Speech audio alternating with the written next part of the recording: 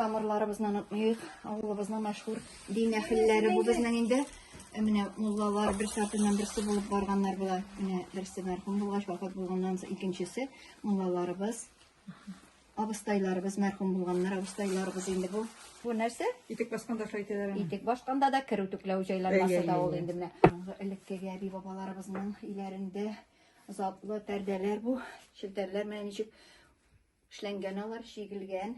Чиккән сөгләр. Менә Фәридә апа да сакланган әниемнән. Менә клубтан калган. Менә гармуннар да бит инделек булган. Менә бу инде Жүн җирләү җайланмасы икәү булды инде берәү менә тагы тапшырдылар менә. Уягыз инде. Бик кыйммәтле экспонатлар бunda сезнең. Бер каласан сакларга да теге куркыныч кебекме? Булар инде менә иң кыйммәтле китап менә бусы тагын инде. Зинадовскийдан кайтты бу 9нчы лицейның музеенда сакланган. Ул хазинә дип язганнар. 1870 елга изге Коръән китабыбыз бу менә. Сакланган, аны реставрация итәргә дип тә уйлаганнар иде. Ләкин инде шул килеш саклансын да, элеккеге борынгыга минем кайнанамның придан булып килгән машинасы. Бусы нәрсә бу?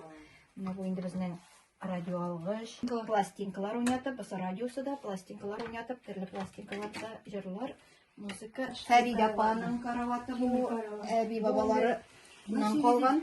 Түгел тимер, бусы бишек инде. Аны фигуралар. Ырчыгы юк бит, ырчыгы юк.